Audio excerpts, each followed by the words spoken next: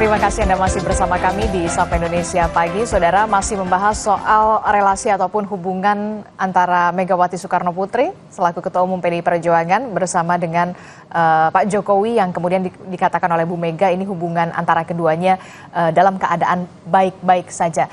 Bung Andreas, berarti kalau PDI Perjuangan sendiri terbuka ya komunikasi jika memang Pak Jokowi ini ingin berkomunikasi dengan Bu Mega dan juga PDI Perjuangan pada khususnya?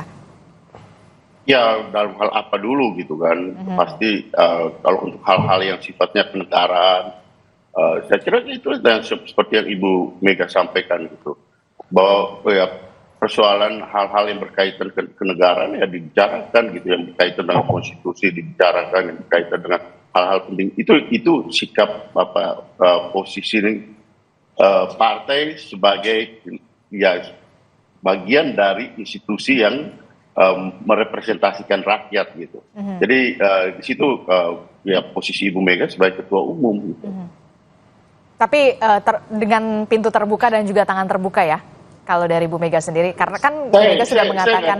Saya nggak tahu persis kalau yang berkaitan dengan urusan personal, saya nggak tahu persis. Tapi saya kira Ibu Mega menyampaikan itu, jelaskan kita semua. Tadi Pak narasumber kita membuat evaluasi dan analisis yang menurut saya tepat dan bagus sekali gitu. Artinya ini kita menjelaskan, menyampaikan kepada rakyat poin yang sebenarnya dari ya diskursus yang ada di publik saat ini gitu.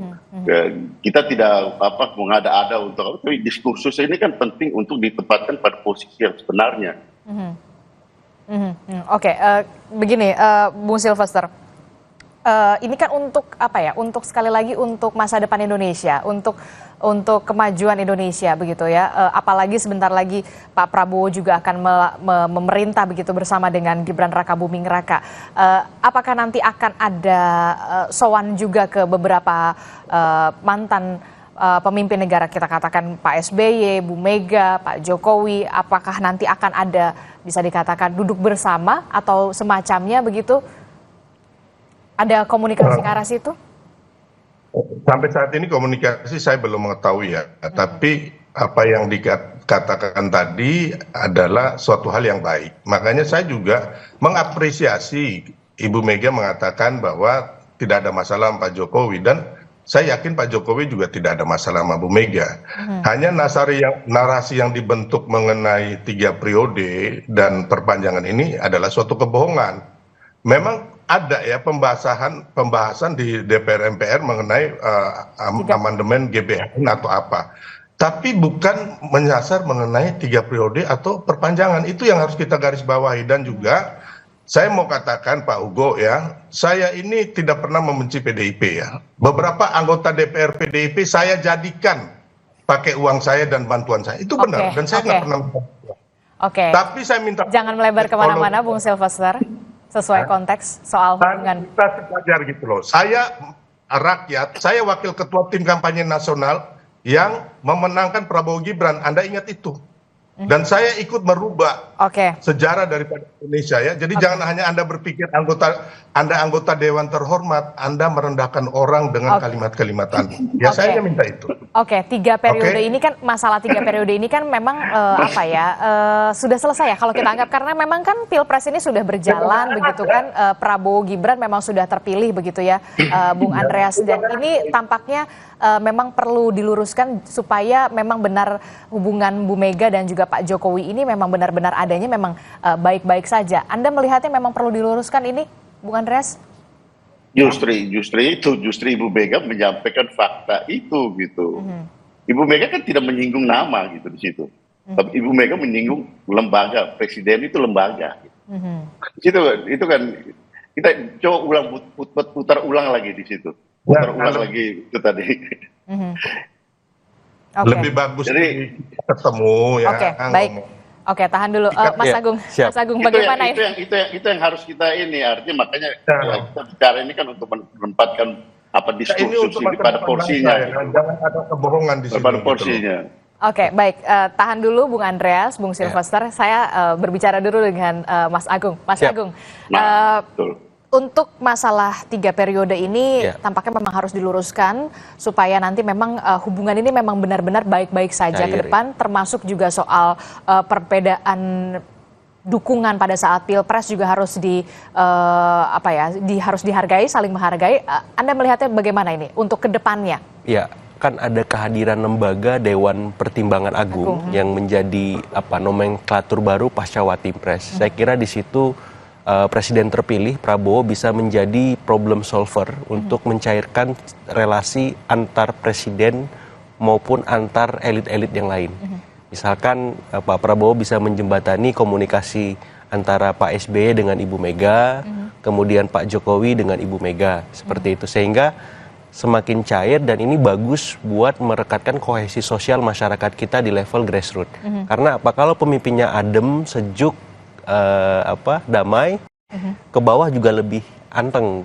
Semua akan bagus, stabilitas ekonomi dan seterusnya. Nah, saya kira Presiden terpilih Prabowo Subianto punya tanggung jawab besar ke depan untuk memastikan bahwa antar elit tadi bisa adem. Nah, nanti Pak Andreas sama Bang Silvester dialog sudah tenang lagi seperti itu. Mungkin itu salah satu cara yang paling konkret, paling sistematis yang terakomodir dalam sistem ketatanegaraan kita ya.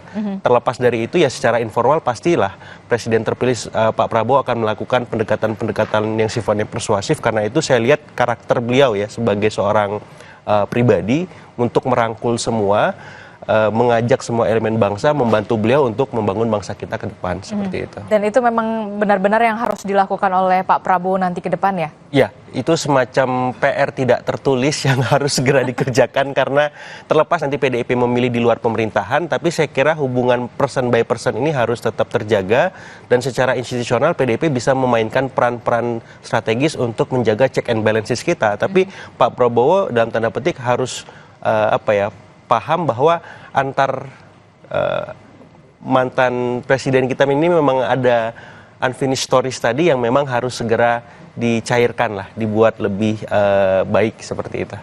Dan Anda yakin ini bisa terjadi atau terwujud untuk menyelesaikan mungkin, unfinished story ini? Karena Pak Prabowo punya karakter dan kemampuan, pengalaman yang mumpuni untuk melakukan itu sebagai bagian dari cara kerja dia memimpin ya. Apakah itu di level partai ataupun di level negara ataupun di level global, karena dalam beberapa hal banyak sentimen positif dari dalam dan luar negeri bahwa Prabowo bisa membawa sesuatu yang baik untuk bukan hanya untuk Indonesia tapi untuk perdamaian dunia bahkan, seperti itu. Respon Anda, Bung Silvester, tampaknya ada PR yang dirasa tidak tertulis tapi harus begitu dilakukan oleh Pak Prabowo nanti untuk menyelesaikan unfinished story yang harus segera diselesaikan supaya elit-elit ini bisa bersatu lagi begitu ya, supaya juga ada stabilitas di situ. Bung Silvester. Ya, bagus sekali ya apa yang diwacanakan oleh Mas Agung Baskoro, tapi saya gariskan sedikit Mas Agung. Siap, Mas. Revisi Undang-Undang Wantimpres ke DPA itu ya, nomenklaturnya itu berubah bukan karena permintaan Pak Jokowi. Saya harus garis bawakan dulu ya, karena itu adalah inisiatif dari seluruh partai dan bukan untuk mengakomodir Pak Jokowi atau Ibu Mega ya, sepengetahuan kami. Karena memang itu inisiatif DPR. DPA itu. Jadi sekali lagi itu menurut saya kalau Pak Jokowi ditaruh di DPA itu terlalu kecil ya. Siap. Kalau kita ngomong amat saya, beliau akan dia lebih berharga menjadi seorang kakek yang akan ngomong cucu atau bapak bangsa gitu loh. Menurut saya itu lebih ini ya, lebih bijaksana, dan saya mendukung itu gitu loh. Jadi kami ini bukan bukan penjilat yang maunya Pak Jokowi itu selalu menjadi nomor orang hebat. Saya bukan petugas partai ya, yang intinya yang tunduk kepada partai. Amit-amit bayi, saya nggak mau lah. Bung Silvester, apakah nanti akan ada kalau dari Mas, kalau dari Mas Agung kan mewacanakan ada baiknya kalau memang Pak Prabowo ini menjembatani antara elit-elit, baik itu Pak SBY, kemudian Bu Mega, kemudian Pak Jokowi, untuk menjaga keharmonisan elit-elit pemimpin kita supaya stabilitas dari pemerintahan ini juga berjalan baik begitu. Apakah ini juga nanti akan diwacanakan Apakah ini juga nanti akan terwujud, Bung Sylvester? Ya, itu bagus ya. Pastinya Pak Prabowo sebagai pemimpin yang bijaksana mau merangkul dalam pidato penetapan beliau di KPU ya, penetapan beliau kebetulan saya juga ada di situ, ya kan. Beliau mengatakan bahwa beliau ingin merangkul semua pihak. Jadi kebesaran hati Pak Prabowo ini memang beliau tunjukkan dan beliau bisa saja merangkul teman-teman PDIP ya, tapi bukan dalam hal sama-sama memerintah ya, dalam hal sama-sama memajukan bangsa atau PKS dan lain-lainnya, karena memang kita perlu sebuah komponen bangsa untuk memajukan bangsa ini gitu loh. Nah, itu yang saya pikir menjadi pikiran, pokok pikiran dan juga kebijakan dari Pak Prabowo nantinya. Dan kami menyambut baik, siapa sih anak bangsa ini mau bangsanya terpecah belah, nggak ada. Hanya itu tadi ya kan, jangan sampai para petugas partai ini menjilat-jilat akhirnya memberikan masukan yang bohong, yang tidak benar gitu loh. Tahan sampai di situ, Bung Sylvester. Tahan sampai di situ, Bung. Ini tidak minta jabatan, proyek, uang dan sebagainya. Jokowi. Oke, baik. Tahan dulu Bung Sylvester, sekarang gilirannya Bung Andreas. Bung Andreas, sebagai PDI Perjuangan yang tampaknya sinyalnya akan berada di di luar pemerintahan untuk check and balances nanti pemerintahan selanjutnya begitu. Bagaimana nanti ke depannya akan seperti apa? Apakah Anda juga memberikan apresiasi kalau memang nanti Pak Prabowo akan menjadi jembatan begitu ya, akan menjadi jembatan terhadap elit-elit baik Bu Mega, Pak Jokowi bisa dalam keadaan bersatu lagi lah, baik-baik saja begitu. Ya, itu sangat tergantung pada Pak Prabowo, dan setahu saya tidak ada persoalan yang sifatnya baik pribadi maupun ya kalau soal kenegaraan, saya kira nanti baru ke depan ya, soal pemerintahan kan pemerintahan baru akan berlangsung setelah 20 Oktober gitu. Jadi persoalan antara ya partai dengan institusi atau lembaga negara itu nanti baru setelah 20 Oktober gitu. Tapi secara pribadi setahu saya nggak ada hal yang mengganjal di dalam hubungan personal antara Pak Prabowo dan Ibu Mega gitu. Artinya tidak ada hal yang menjadi, karena kita semua tahu dalam sejarah, kami tahu persis dalam proses perjalanan sejarah ini sejak beliau kembali dari Yordania, terus kemudian bagaimana 2009, terus di dalam perjalanan 2 kali pilpres, itu di dalam beberapa kesempatan meskipun 2014 2019 itu berbeda, Ibu Mega di dalam forum resmi menyampaikan bahwa hubungan personal secara pribadi antara Ibu dengan Pak Prabowo tidak ada hal yang mengganjal. Dari ya soal ke depan itu memang wilayah dari pemerintahan ke depan gitu, dan kita menghormati itu wilayah pemerintahan ke depan. Tentunya publik juga menantikan betul begitu ya, memang hubungan yang baik-baik saja antara Bu Mega dan juga Pak Jokowi ini memang bisa dipertunjukkan atau diperlihatkan di depan publik, karena memang publik butuh contoh dari pemimpin-pemimpin juga yang bisa memperlihatkan ini semua. Mas Agung, terakhir. Ya, saya kira di luar itu semua memang ada arahan juga PDIP harus membuka diri ya dengan pemerintahan terpilih Prabowo. Kenapa? Karena suka atau tidak ini ada beberapa agenda terdekat seperti pilkada serentak, ada arahan wacana revisi Undang-Undang MD3 seperti itu, dan ini ada babak baru di mana Pak Prabowo ini punya relasi baik dengan PDIP dan Ibu Mega secara pribadi gitu. Jadi amat sangat disayangkan kalau ruang-ruang komunikasi itu tidak dikonkretkan ya. Pasti dibuka di belakang layar, tapi menurut saya kalau bisa dikonkretkan supaya supaya publik juga melihat ada harapan di mana keoposisian PDIP nanti memang benar-benar bisa dijalankan secara substantif dan secara sehat, agar pemerintahan kita semakin kuat dalam konteks jangan sampai semuanya ya semua gitu, tidak ada yang berkata tidak atau memberikan alternatif. Dan di titik itu saya kira keharmonisan ini perlu dimulai dan arahkan dengan konstruktif dan positif seperti itu. Kalaupun ada check and balances di luar pemerintahan, Ya. itu sifatnya pengawasan, tujuannya tetap untuk melakukan pengawasan supaya pemerintahan ini tetap terawasi dengan baik, begitu ya? Persis. Karena Pak Prabowo butuh referensi alternatif di luar koalisi yang dia miliki. Kalau semua yes man, yes boss, itu kan bahaya.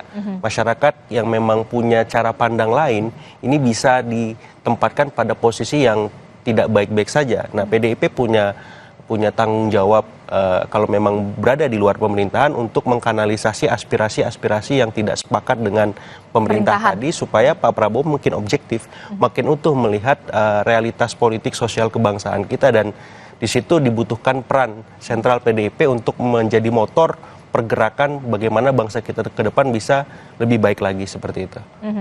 Termasuk juga publik juga menunggu begitu ya, kalau memang baik-baik saja diperlihatkan begitu, karena publik juga butuh contoh begitu, memang pemimpin-pemimpin kita memang punya niat baik untuk memajukan Indonesia. Betul, karena memang ya saya berharapnya kemarin waktu Idul Fitri ataupun momen yang lain nanti IKN misalkan Pak Prabowo ketemu Ibu Mega ketemu Pak Prabowo, dan habis itu bisa ketemu dengan Pak SBY, Pak Jokowi, seperti itu sederhananya. Tapi kan ini butuh proses, butuh waktu, tapi kalau sudah dimulai ketika Mbak Puan ketemu Pak Dasko dan seterusnya, itu hal positif, dan saya kira saya optimis bahwa pasca 20 Oktober nanti ada arahan perubahan relasi antara PDIP dengan istana yang dalam konteks ini dipimpin oleh Pak Prabowo, seperti itu. Dan Pak Prabowo bisa mengorkestrasi lah sekompleks apapun realitas politik yang dihadapi oleh bangsa kita, termasuk dengan elit-elit politiknya. Seperti itu. Untuk agenda 17 Agustus tadi, sesuai dengan harapan Anda, menurut Anda akan benar-benar terwujudkah